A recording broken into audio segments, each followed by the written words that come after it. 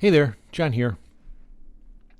Getting ready for our next episode of our deep dive into the Asus BIOS. The last section on the advanced tab is the AMD CBS, which is common BIOS specifications. These were not at all common to me, and there's a lot of stuff here. Normally when I do these videos, I have maybe 2.5 pages of notes. This one I got 8. So please bear with me. I want to get through this whole section in one video rather than breaking it up into 2 parts. So this one's going to be a little bit longer than most of my other videos, but let's go ahead and jump right into it. First up, we have Core Performance Boost. Options are auto or disabled. If auto, it allows for the standard boost operations of the Zen ecosystem. Disabled will prevent any automatic performance boosting. Core Performance Boost is similar to Intel's Turbo Boost or multi-core enhancement. So you'll see the cores boost up on their own if this is set to auto to try to speed up based on the temperature and thermal headroom that the processor has. Next up is Global C-State Control. C-State is the processor's ability to manage its own power consumption. Options are auto, disabled, or enabled. Next up, you have IOMMU. This is Input-Output Memory Management Unit. This relates to virtualization. Enabling this feature may allow for better performance of VMs or virtual machines. Next up is TSME, Transparent Security Memory Encryption. This is coming from AMD. TSME provides OS and application-independent DRAM encryption without requiring software modifications and has a low performance impact. Enabling this feature will allow the processor to encrypt data written to DRAM and decrypt it as it is read. This provides some additional security features to prevent data snooping. So that didn't seem so bad. So we just got 4 more sections here. Well, hang on. CPU common options. First up is performance, which then has custom core P-states. Again, similar to overclocking, you have to accept if you want to go in here, and then you just have custom P-state 0. And this is the power state of the processor. Choosing custom brings up the following options. You can have P-state 0 frequency, which allows the user to specify a specific core frequency for the processor, or P-state VID, which specifies the core voltage. And I think that's why you need to accept that, because if you could change the voltage, that could have an impact on the processor and its performance and life. Next, we have prefetcher settings. By default, Ryzen chips will predict what data you need next and will load them into either the L1 cache, which is the high confidence, or the L2 cache, which is a lower confidence. I would imagine there are scenarios where you wouldn't want to do this, but I couldn't think of any. But if you have some high database type work that's being done, you may want to disable this if it's expected that Ryzen is going to mispredict what data is needed next. And you'll also want to have it enabled rather than just auto if you find that whatever work you're doing on the processor would benefit from this prediction.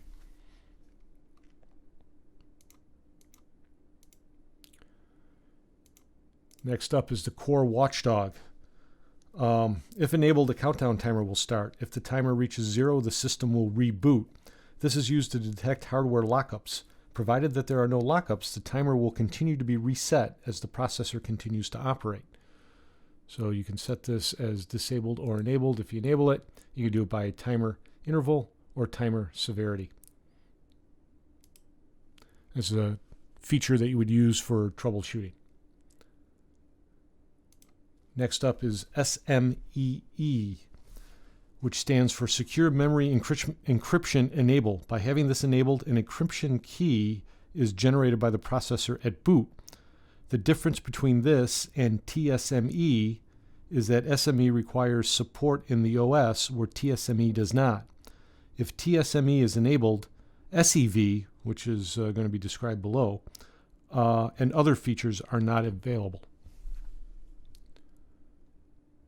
Then you have power supply idle control. This is a feature that allows the motherboard to continue drawing a minimum amount of power from the PCU so that the PCU does not turn off. Some PSUs may require at least 5 watts of power to be drawn in order to continue to keep feeding power to the motherboard, whereas newer systems may only require as little as 1 watt.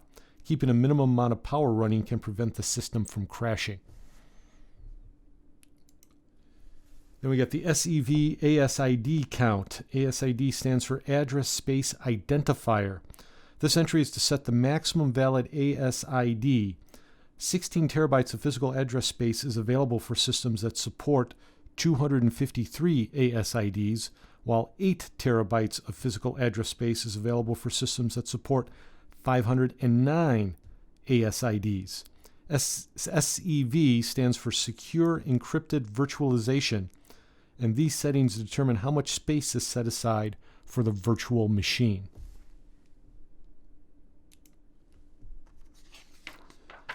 SEV-ES ASID space limit control. If this is set to manual, the following option appears. You have the SEV-ES ASID space limit and the streaming stores control. I'm sorry, yes. The SEV-ASID space limit valid options are 1 to 16. Then you get streaming stores control. Allows the user to enable or disable streaming stores functionality. I'm really not sure what this is, but I found an Intel paper that basically describes streaming stores as preventing the CPU cache from being flushed with new data, allowing the existing data to be ready and available for reuse. Then you have local APIC mode. Options here are compatibility, XAIPC, X2 APIC, and auto. APIC stands for Advanced Programmable Interrupt Controller. This was designed to reduce inefficiencies in interrupt routing, allowing for faster response from devices. While originally designed for multi-processor systems, there can be advantages of its use in a single processor system. XAPIC was introduced in 2000, and X2 APIC was introduced in 2008. And then you get ACPI underscore CST C1 declaration. So remember, ACPI and APIC aren't the same thing. This option allows the user to enable or disable the C1 state declaration to the OS. As previously discussed, ACPI is Advanced Configuration Power Interface. It's a set of standards for managing various power management specs. The C1 state is the lowest latency. CO is regular operations. C1 has the processor in a non-executing power state. C2 and C3 are also power-saving states. Even though C1 has the lowest latency of the power-saving states, there still can be some latency. Disabling will prevent the processor from entering the C1 state. Then we got MCA error thresh enable. MCA stands for machine check address. If enabled, the following option appears. So if you say that's true, you have MCA error thresh count, which sets the number of allowed errors. Then we got PPIN opt-in, which PPIN stands for Protected Processor Identification Number. This was originally an Intel feature that enables data centers and multi-socket servers to identify a particular CPU, especially in the case of problems. Enabling this option would allow the CPU to have the identifier available for monitoring.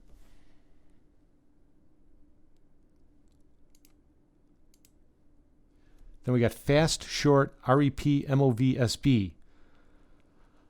REP, MOVSP, and STOSB, which is defined below, are commands that are used in programming. These features enable hardware implementation of these features. REP means repeat a string operating a certain number of times. MOVS copies data from one place to another. MOVSB means the data is a byte. For certain operations and those involving string lengths between 1 and 128 bytes long, performance is enhanced if the option is enabled. And then you got enhanced REP, MOVSB, and STOSB which is moving and storing bytes. Again, this enables faster performance for certain types of operations using these commands. And then lastly, we have the IBS hardware workaround. Instruction-based sampling is what IBS stands for. Given how modern processors work, with many instructions happening at the same time, including some that are out of order or out of sequence, program counters or instruction pointers are difficult to implement for programmers. IBS hardware workaround enables programmers to utilize their tracking features based on how Ryzen quote-unquote counts instructions.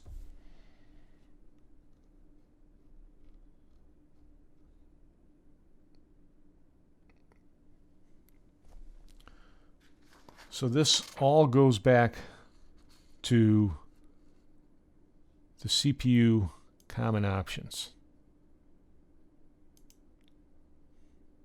And then with me going ahead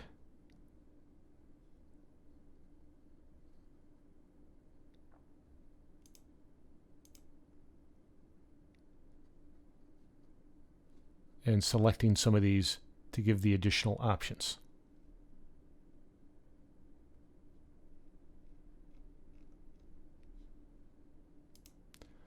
So now, next one, DF common options. Hope you're hanging with me on this. We still got a long way to go. I believe DF stands for Data Fabric. Data Fabric governs the inter-CCX communications and manages the highway between the CCXs and the memory. First up on here is Scrubber. Scrubbing is the process of correcting any bit errors with an error correcting code, which is ECC, and writing the corrected data to the same location. So the first option here is the DRAM scrub time. Options allow the user to determine how often the DRAM is scrubbed.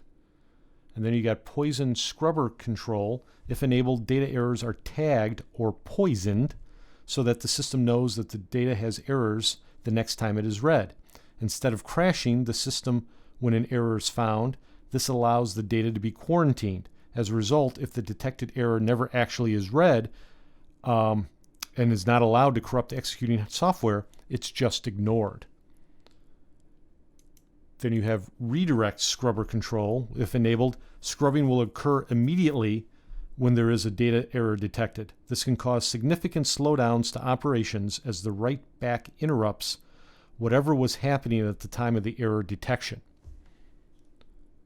And then we have the redirect scrubber limit. This option controls the number of redirects that can happen at any one time. So you have 2, 4, 8, or infinite, which are your options.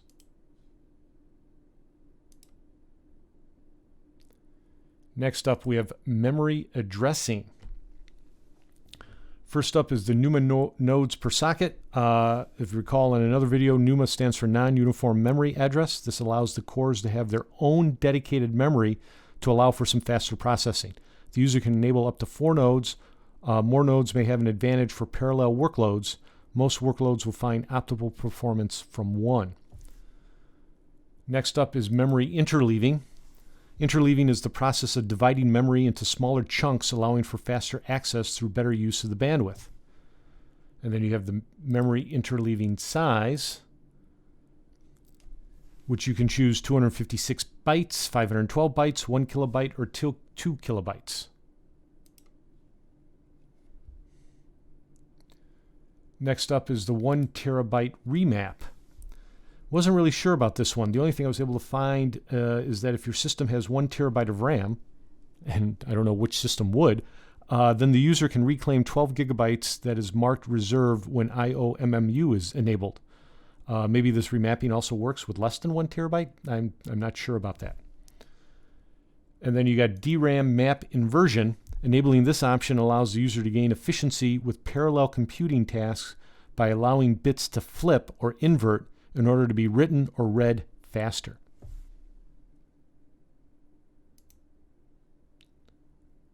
Next up, we got more ACPI, again, which is Advanced Configuration Power Interface. First up is ACPI SRAT L3 cache as NUMA domain. If enabled, each L3 cache will be reported as a NUMA domain to the OS. Some workloads will benefit from having the L3 cache declared as a NUMA domain. Then we have ACPI Slit Distance Control. SLIT stands for System Locality Information Table. This would only be beneficial if the user is running two processors in the same system, which this motherboard can't accommodate. The remote socket distance can affect memory allocation, and manually increasing the setting may improve the performance of lightly threaded workloads, while manually lowering the setting may improve heavily threaded workloads. And then you got the ACPI SLIT Remote Relative Distance. If the SLIT distance control is set to manual, this is enabled and can be set to a value to specify the distance for domains relative to each other. You guys still with me? Next up, we have link. Under link, we have GMI encryption control. GMI is Global Memory Interconnect. It's part of AMD's Coherent Fabric, which is a competitor to NVIDIA's NVLink. Enabled, this allows for the communication link between processors to be encrypted. Then we have XGMI encryption control, which stands for Interchip Global Memory Interconnect. It's the same as above, but with GPUs. Then we have CAKE CRC PERF bounds control. CAKE stands for Coherent AMD Socket Extender. Boy, they had to work hard to come up with CAKE for that one. If enabled, you select a range between 0 and 1 million, 0 being disabled and each number representing 0.00001%, all the way up to 10%. This number represents the amount of performance loss that is acceptable to enable CRC protection. CRC is Cyclic Redundancy Check, is an error detecting code that can check for data errors. This uses up clock cycles and obviously then can affect performance, and making the settings on this will determine how much performance hit you're willing to take in order to have that data or error detecting in place. Then we got 4-link XGMI max speed, and then below it is the 3-link XGMI max speed. For both of these, the user can select the bandwidth speed. A lower speed saves power, which could allow for a greater core frequency. A faster speed increases the bandwidth. Then you have the XGMI TX-EQ mode. From what I could make out, TX represents the signal from the transmitting point. EQ represents equalization. Enabling this allows for 3 options: lane, link, and RX vet. The selection could enable faster throughput depending on how an individual system is configured. And then we have PCSCG control, which I have no idea on what that does. Despite all my searching, I could not find anything for this. But my guess, again, it is for data transmission or data transmission rates for a system. Next up, we have disabled DF to external downstream IP sync flood propagation. Sync flood appears to be an error that is unrecoverable. These entries determine whether or not the user wants to enable or disable the prevention of the continuation of these errors. Then we have disable DF sync flood propagation. Next up is CC6. You try saying that 10 times fast. CC6 memory region encryption. This entry controls whether the CC6 save/restore memory is encrypted or not. The only information I can find on this relates to CPU power states discussed earlier, and CC6 is an idle state. And then the last option is the memory clear. It appears that this entry enables the user to clear the memory during a reset.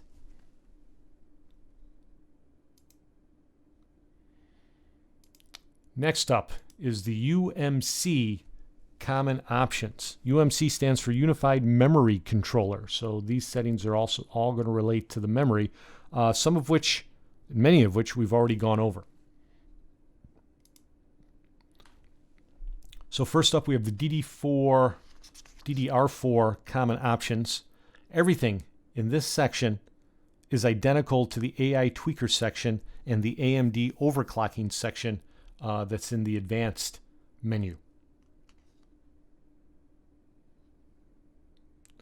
We're going to go all the way down to Common RAS, which is the first section that actually has something that's different. RAS stands for Reliability, Availability, and Serviceability. First up, we have data poisoning. I believe this is similar to the above poison scrubber control. If enabled, it allows the system to tag or poison corrupted data. As long as the data does not need to be read, the system will continue operating rather than shutting down immediately upon finding the error. Then you got the DRAM post-package repair. Enabling allows the system's memory controller to address areas of DRAM that may have been damaged in manufacturing, allowing the system to still use the full capacity of the chip. Next is RCD parity. RCD stands for Register Clock Driver. Getting this directly from the web. RDIMM uses a hardware register known as a Registered Clock Driver, RCD, that buffers the control signals and not the application data to the memory module. This buffering adds a clock cycle and uses more power but handles the heavier electrical loads placed on high-speed, high-density module better than traditional DIMMs. The extra clock cycle effect is overshadowed by buffering as it reduces the load on the memory controller as it points to the dedicated registers rather than accessing the DRAM directly. And then we got the DRAM address command parity. This is check and correct errors within the DRAM if enabled. And the user can select from 0 to 39 as the options. Then we got the write CRC enable. This is another method for checking and correcting errors within DRAM. And then you got the DRAM write CRC enable and retry limit. If enabled, the user will get another option for the number of retries before the system shuts down and tries to reboot. Then we got disable memory error injection. The user would disable this if the system or the memory, for example ECC, already has a way of managing data errors. And speaking of ECC, then we got ECC configuration. As mentioned previously, ECC memory is error correction code memory, which uses a specific error correction code to detect and correct data corruption.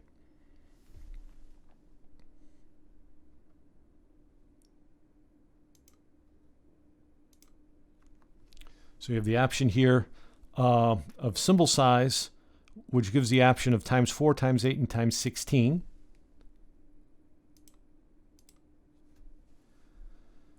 And then we got DRAM ECC enable, which I presume the user would enable this if they are going to be using ECC memory.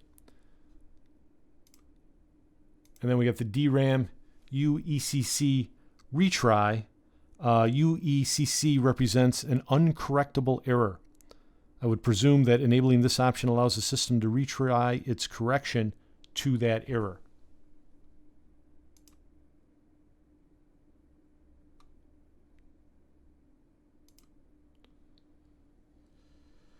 Wow.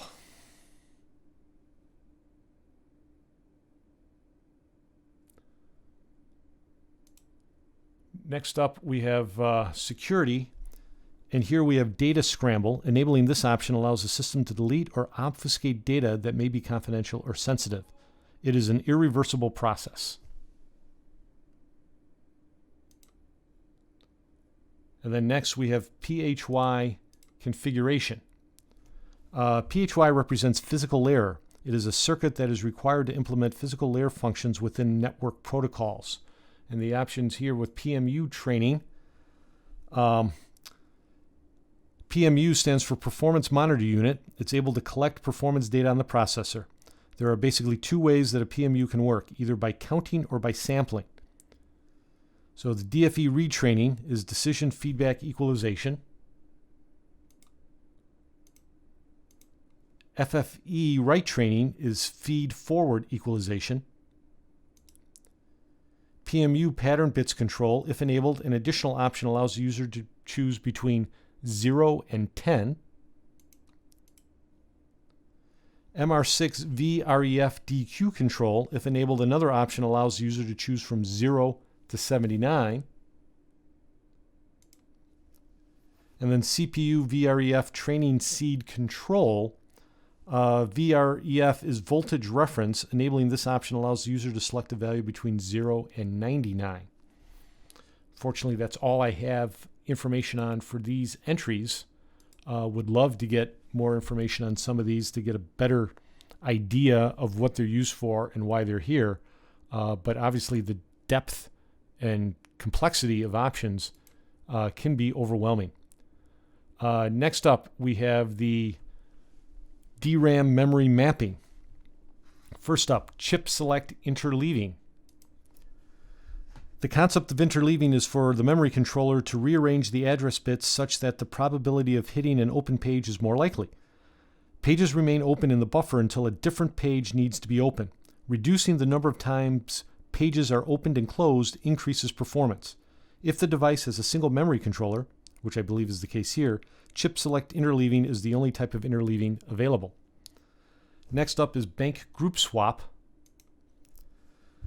Also coming directly now from AMD. Bank group swap is a new memory mapping option in AGISA that alters how applications get assigned to physical locations within the memory modules. The goal of this knob is to optimize how memory requests are executed after taking DRAM architecture and your memory timings into account. The theory goes that toggling the settings can shift the balance of performance in favor of either games or synthetic apps.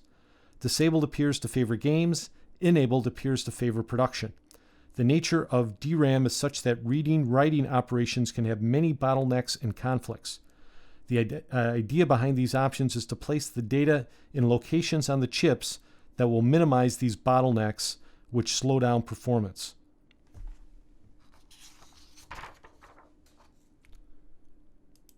Then we have bank group swap alt. So this is if you're alternative. No, I'm just kidding. If you choose this one, you have an option that is address hashbank2 COL XOR. If enabled, this option is presented, which represents two-column exclusive. And then we got address hash bank, address hash CS, and address hash RM, all of which I have no idea. So once again, if somebody could fill in those blanks, I would be greatly appreciated. The next one I have is SPD read optimization. SPD stands for serial presence detect. Enabling this option may allow the user to increase performance at the risk of higher instability. The SPD is a ROM chip that contains all of the recommended memory timings for automatic configuration.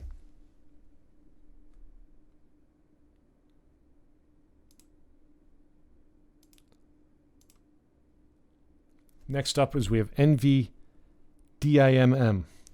Whether or not the system is equipped with non-volatile dual inline memory modules. This system does not, which is why there's no options available here. Unlike standard DRAM, NVDIMMs would retain its contents even when there is no power. This is from Micron. NVDIMMs are designed for applications that are sensitive to downtime and require high performance to enable frequent access to large data sets. NVDIMM combined the speed of DRAM, the persistent storage of NAND, and an optional power source. And then the last option here is Memory MBIST, which stands for Memory Built-in Self-Test. This is an on-chip test to make sure that the memory is functioning correctly. There are several advantages to using MBIST. 1, robust testing. 2, reduced test time. 3, all the memories of the design can be tested in parallel. And 4, lower cost. These are offset by the one major disadvantage is that the self-test information takes up space on the memory.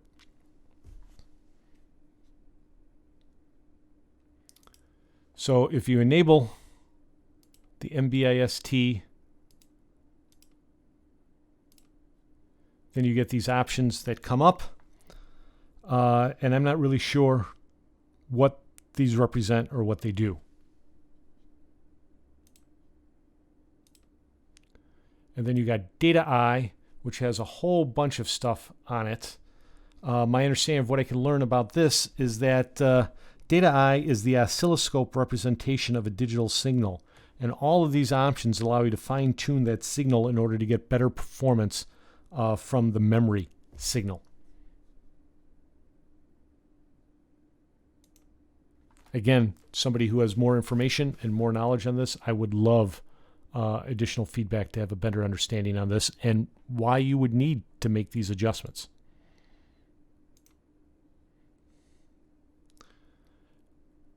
And then the last section in this section, which is our AMD CBS, is the NBIO common options. NB stands for Northbridge, and this is the Northbridge input-output options. So first up is we have the XFR enhancement, which is the extended frequency range. So if you accept this, then you can get into the Precision Boost Overdrive and the Precision Boost Overdrive Scaler, which we've discussed previously. You could also get into the F-clock frequency, the SoC overclock VID, the UCLK DIV1 mode. This option determines how the user wants to match the memory clock to the frequency clock, or the F clock. The options are MEM-CLK and MEM-CLK2. And then we have some of the same voltage controls that we've seen earlier. The SoC Uncore OC mode, which would allow the user to manually set the voltage on the SoC. And then we got the LN2 mode, which we saw previously, which is for the liquid nitrogen.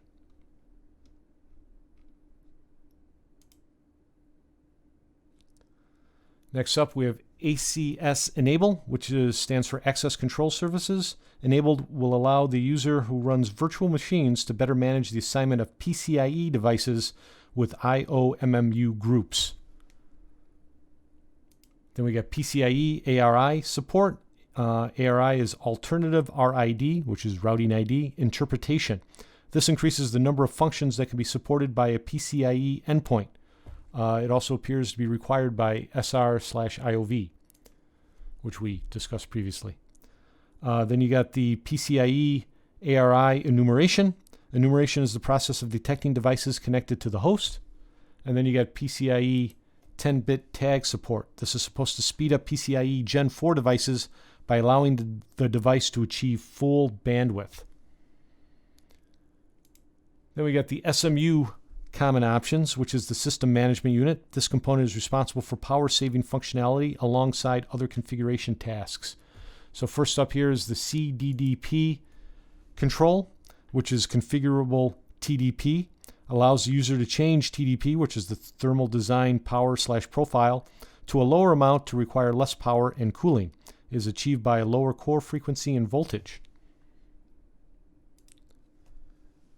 Then we have efficiency mode EN, which allows for either auto or enabled. And then you got the package power limit control, allows the user to set a package power limit or PPT for the processor. Next up is APB DIS. Disables the APB, which is the algorithmic performance boost. Disabling this disables the switching of P states in the infinity fabric. And then we have the DFC states, controls whether or not the infinity fabric can utilize C states. When enabled, the CPU can more aggressively power down its power usage when idle. If disabled, the infinity fabric will not drop to a lower power state when idling. Then we got CPPC, which is Collaborative Power and Performance Control. Enabling this allows the CPU to better communicate its frequency and power management to the OS. And then we got the CPPC preferred cores. If enabled, it allows the OS to allocate work to those cores that achieve the highest boost frequencies. And then within here we have the NBIO L-clock DPM. This is the link clock, which is the clock at which the I/O hub controller communicates with the chip. You have the NPIO DPM control. If set to manual, you'll get the following options. For all of these entries, the options are auto, 1, or 2.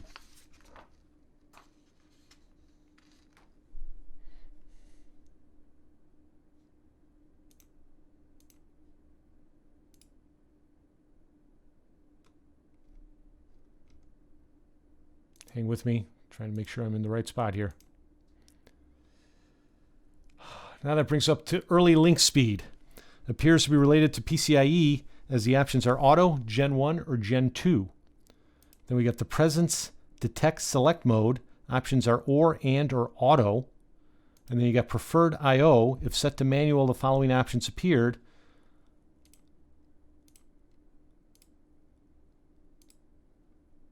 On the preferred I/O bus, and the valid value is somewhere between 0 and 99. Next up is the CV test. CV stands for Configuration Verification. It's a feature to test PCIe component configuration space. And then you got loopback mode, a method for the SoC to verify various functionalities of the PCIe devices. And then the last thing is the SRIS, which is the separate reference clock with independent spread spectrum. This is a tweak for SATA Express to operate more quickly. That's it. This was the longest video that I'll have in this series. I'm hopeful that it was understandable and provided some additional information. As you saw, there are some entries that I just could not find what the meaning of them were, but I'm hopeful that the information I have been able to provide gives you a little bit more insight as to what these are for and whether or not you would ever need to use them. So I am hoping that you will find these helpful. This is it for the heavy lifting. We have a couple more videos to go to get through this series on the deep dive in the BIOS, so I hope you stay with me. Phew, that was a long one. Please check my website, pcbytes.net, if you want to get more information on some of the terms that I went over. Also, please leave a comment if there's an additional term or terms that you'd like to have more information on. The heavy lifting is over, thankfully. We have 2 more episodes to get through to complete our entire deep dive through the Asus BIOS. I never thought this would take 10 videos, but there's just a lot of stuff on here. If you're finding the videos useful, again, please consider liking and subscribing. And I look forward to seeing you on the next one.